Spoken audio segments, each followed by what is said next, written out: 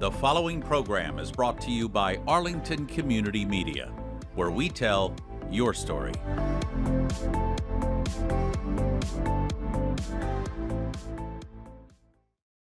This is ACMI News, recognized nationwide as the first place winner of the 2023 Hometown Media Award for News Access. Donating food to those who are food insecure is a noble gesture, but one person we interviewed says some people are using these mini pantries as a trash can. Damaged containers and some expired food that don't belong here, they belong here. Some new delicacies await us along Mass Ave at an all-women-owned Greek bakery. Yep, it has baklava, cookies, and pastries of all kinds, and we will take you there. And ACMI is teaming up with the Cyrus Dallin Art Museum to piece together a series of oral histories, all in an effort to learn more about one of the greatest artists of the 20th century, one of Arlington's own favorite sons. ACMI News starts right now. From McLennan Park to Spy Pond, from Poets Corner to the Mystic River, we have Arlington covered, giving you stories that count from people who care. Reliable, trustworthy, dependable. This is the nationwide award-winning ACMI News. Hello, I'm Anim Osmani. And I'm Abby Summers. Thanks for joining us. More than 40 million people are food insecure in our nation.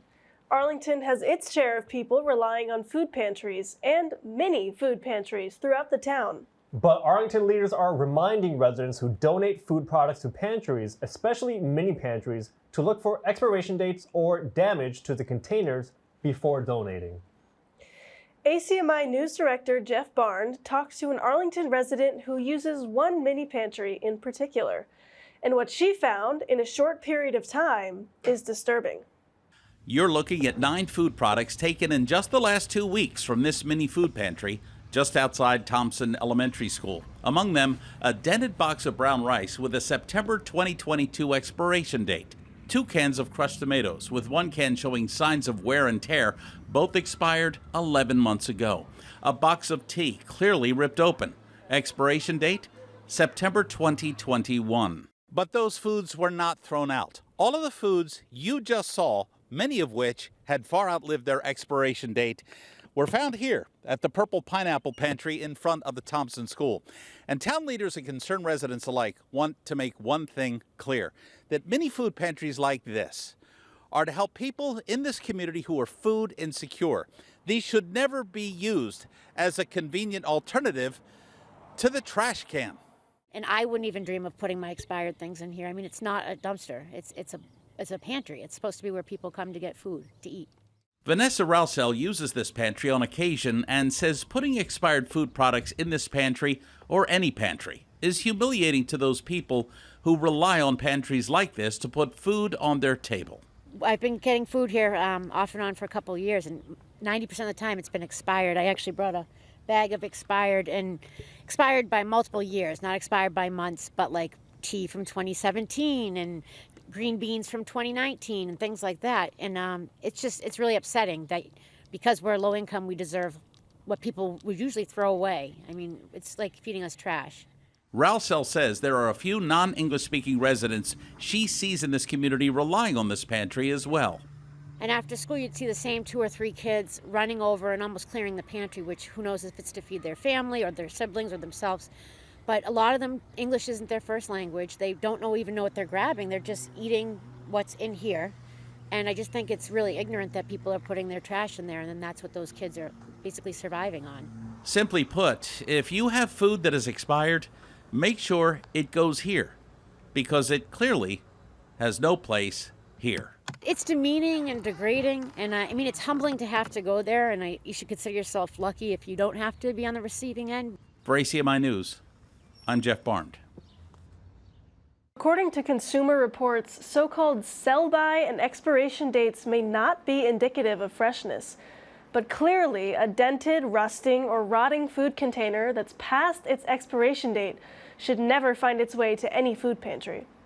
Town leaders ask if you are donating food items, check the expiration dates. Find out more about food donation on the U.S. Department of Agriculture website, usda.gov. Again, that's usda.gov. arlingtonbakery.gov.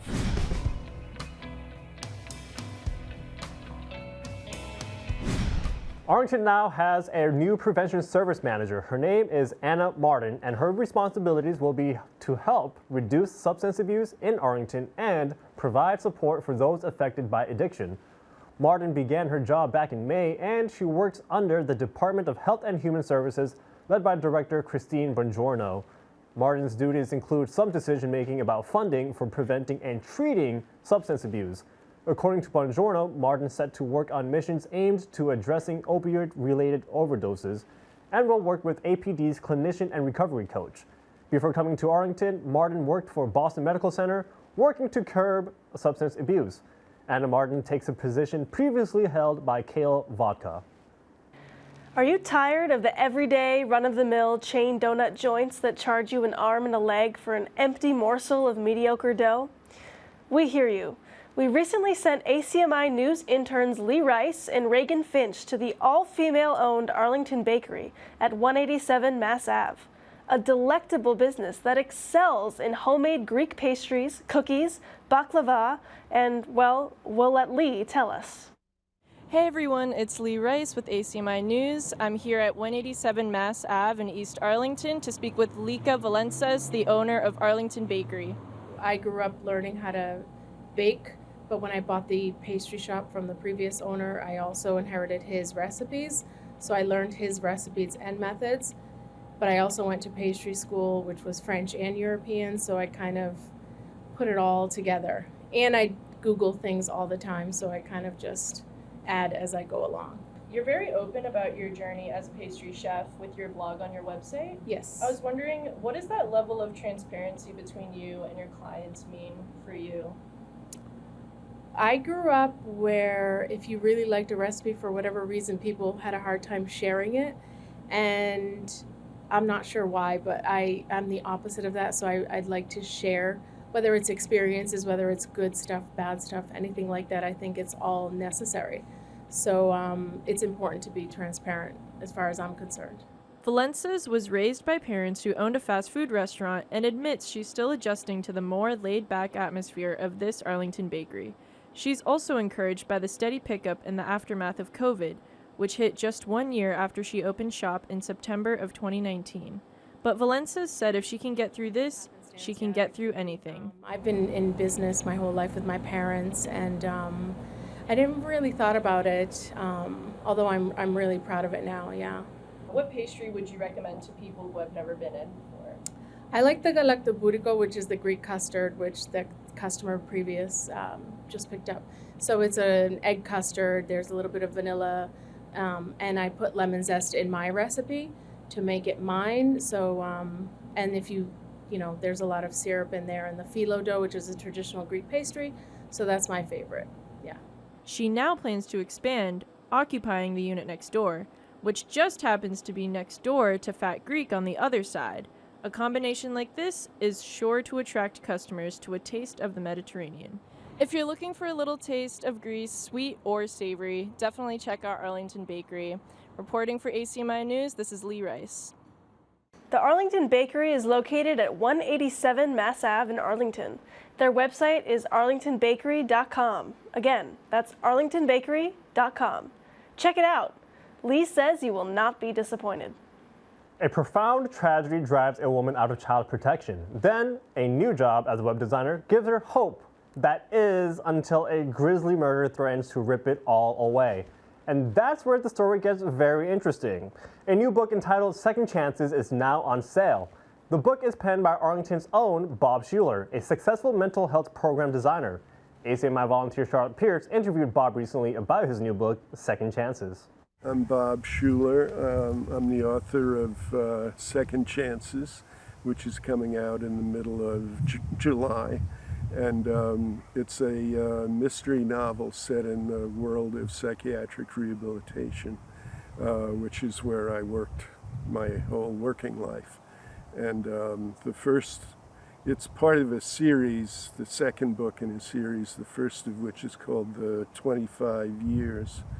One of the things I encountered in this particular book was there's a dead body involved. Oh, and yes. of course. And I try not, I've succeeded in not littering my books with multiple dead bodies too much, but this has a dead body and it's a critical incident in the story. And after I'd written a whole bunch of drafts, a lot of feedback I got was, gee, it takes a long time to get to this body. What I did was go back and say, well, how can I make that, how can I get to that point sooner? And part of what I did was rearrange a couple of things and just try and compress some stuff before that point as much as I could. Bob's first book, The 25 Years, averaged near 5-star reviews on Amazon, and this new work is sure to please readers everywhere. You can purchase all of Schuler's books on Amazon. Just go to Amazon.com for all the details. ACMI is currently collaborating with the Cyrus Dallin Art Museum to piece together a major project which focuses on one of Arlington's favorite sons, the world-renowned sculptor Cyrus Dallin. For the next few months, we will be creating an oral histories program. Area residents will be reading first-hand accounts of people who came in contact with this master artist and have a fascinating story to tell. Here's one of the founders of the Art Museum, James McGough, with a preview.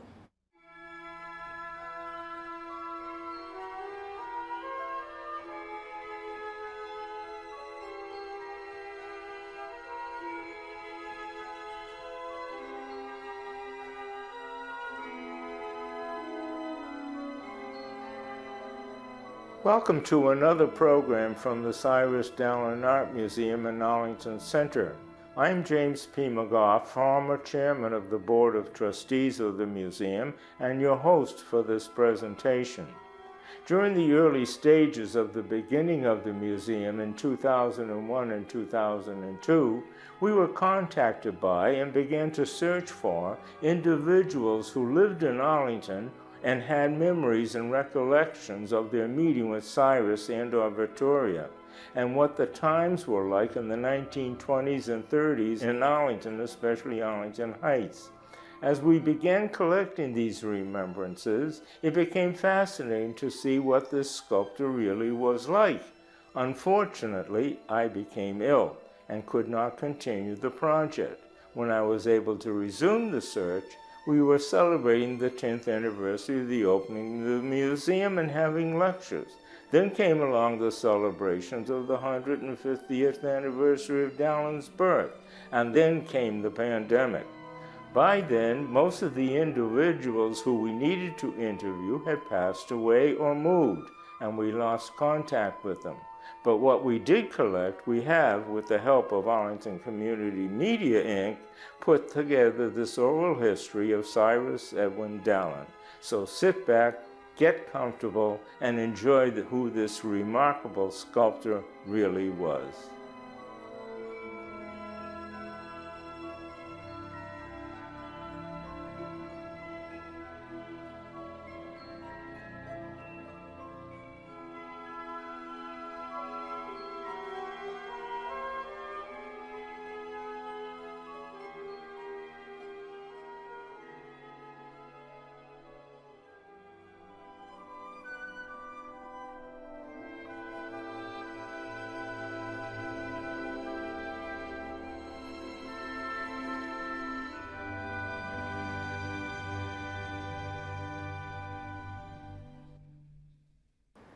Arlington is so fortunate to have this museum right here in town.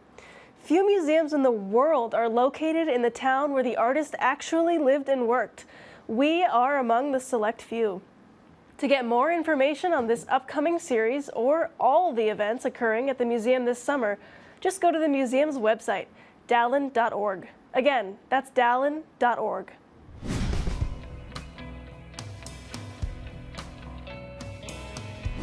Arlington's Mystic River Watershed Association is celebrating a 3-year grant to help manage flooding and extreme heat, all in an effort to help our most vulnerable residents under extreme weather conditions. The $2.25 million grant from the Barr Foundation is part of a collaborative consisting of 10 watershed communities and focuses on managing flooding and extreme heat on a regional scale. According to Your Arlington, in all, these communities have secured nearly $60 million for climate-resilient projects in the Mystic watershed. The ultimate goal is to secure an additional $100 million in public funding over the next 3 years. Mystic River Association Executive Director Patrick Heron says significant action is needed now in order to prepare for a stormier, hotter, and less predictable climate future. Town leaders say this latest grant will help our communities make progress in the goal of climate equity in the watershed. It's no secret that Spy Pond is a magnificent centerpiece to Arlington's natural landscape. Sometimes amazing things happen to add to the absolute beauty of this historic waterway. These are just some pictures taken by Rochelle Wolf of Arlington, who just happened to be at Spy Pond earlier Tuesday morning, around 5:30 in fact. A breathtaking double rainbow could be found framing the pond for a precious few minutes. This picture is worth way more than 1,000 words. If you happen to see any beautiful sights throughout Arlington, we want to see them. Take the pic and send it to ACMI News. Send an email with the attached picture to our news director at jeff.barnd@acmi.tv. Again, that's jeff.barnd@acmi.tv. And thank you, Rochelle, for your Spy Pond keepsakes.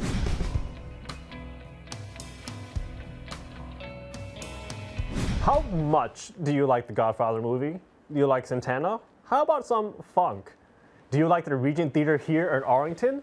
If you answered yes to any of these questions, here's Regent Theater co-owner Leland Stein with an exciting preview of upcoming shows at the Regent Theater, Arlington's premier showplace.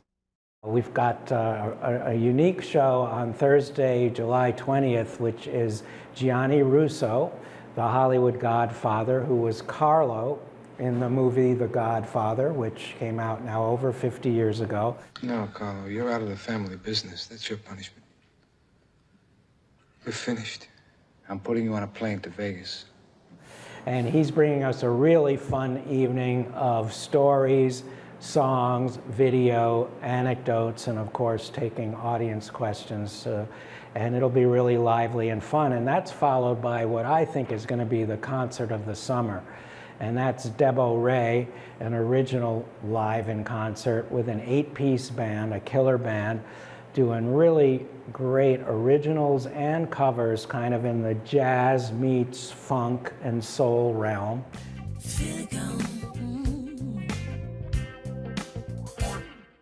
Feeling on right into your town. If really gonna throw that chopper down. The fire rides rough shot with no shoes. I feel like don't leave no further clues. No. We're really excited about Debo Ray and hope folks will come out for that.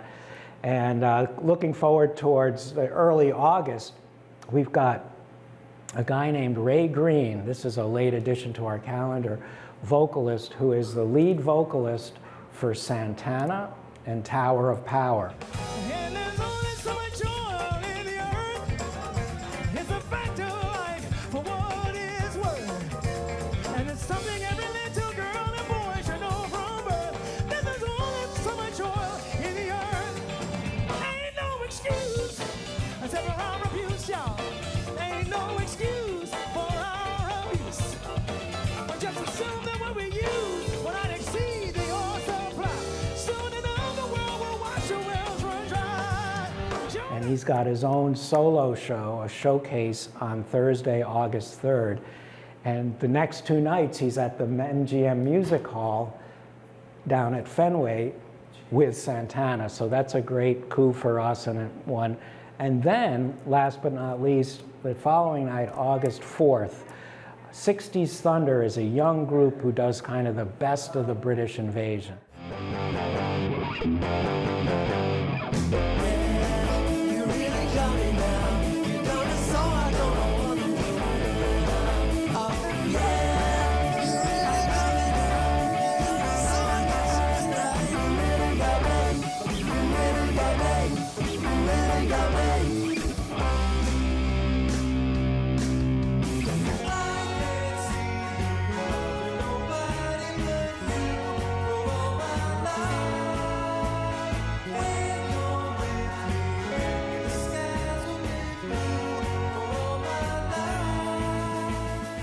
Beatles, Stones, Kinks, and Motown as well. So kind of like if you grew up in the 60s or you're a fan of 60s music and you like high energy, everything from the bands I mentioned to the Turtles and who knows who else, they'll be on stage, and that'll be a real fun show with a nice video backdrop. August 4th. So, you know, things slow down a little before they heat up for the fall, but we're here and we hope people will come out and enjoy some indoor air-conditioned shows this summer. Leland says the fall lineup will also be something to see. Get all information on these shows and much more by going to the Regent Theater website, regenttheater.com. That's theater with an R-E. Again, that's regenttheater.com. All through the spring, ACMI News has been interviewing descendants of our U.S. presidents to honor their spouses, the First Ladies of the United States. It's all part of an effort to get a national holiday to honor our First Ladies, from Martha Washington to Jill Biden. Tonight, an ACMI exclusive interview with the great-great-nephew of our 25th president, William and First Lady Ida McKinley. It had to be difficult at times standing by her husband on the world stage during his time at the White House. Even more so when she dealt with a disability that few Americans knew about at the time. Here's an exclusive ACMI News interview with William and Ida McKinley's descendant, Massey McKinley.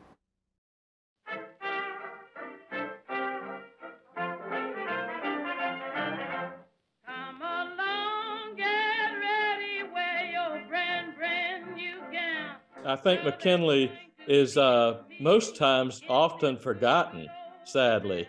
You know, as being a congressman, to becoming the governor of the state of Ohio, and then ultimately becoming the president was the pinnacle, you know, achievement for him. And I think a lot of his policy is just underrated, sadly, and a lot of people just don't give him due credit. I think we had the industrial boom during the McKinley administration.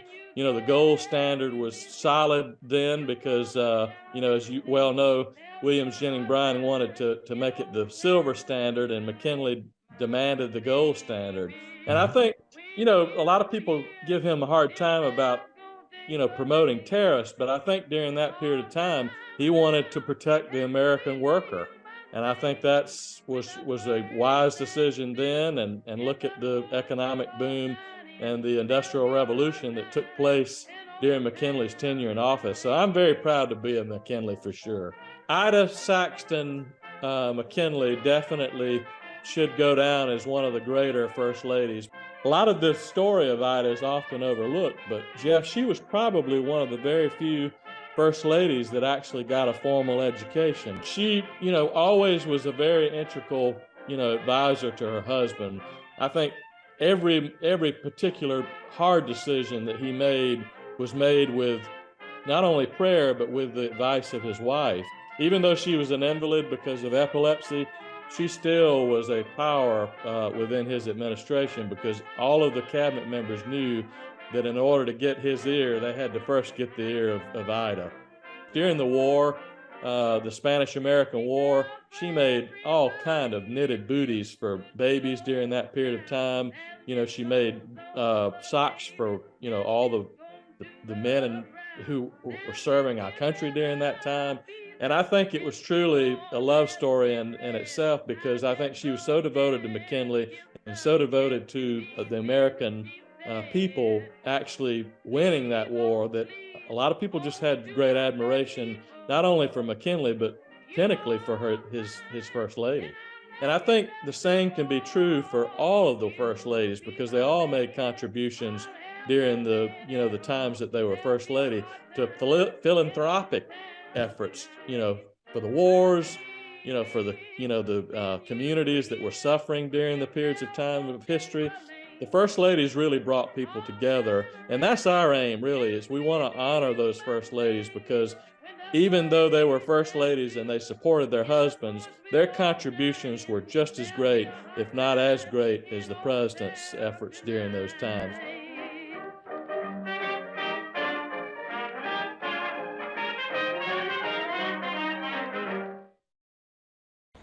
If you want to learn more or even play a part in this grassroots movement to make a federal holiday honoring all of our First Ladies, Call First Ladies organizers at 417-241-2091. Or email them at natlfirstladiesday@gmail.com. Again, that's natlfirstladiesday@gmail.com. That'll do it for us here this week at ACMI News. Thanks so much for joining us. I'm Abby Summers. And I'm Anu Osmani, and we hope to see you tune in again next week. Take care. You can always check out our latest segments and newscasts on the web at acmi.tv/news. And don't forget to like us on Facebook and follow us on Twitter and Instagram at ACMI News. Make sure to subscribe to our YouTube channel as well. You'll find us at youtube.com/ACMI News. If you have any news tips for us or wish to become a citizen journalist, we'd love to hear from you. Email us at news@acmi.tv or stop by ACMI Studio A at 85 Park Avenue.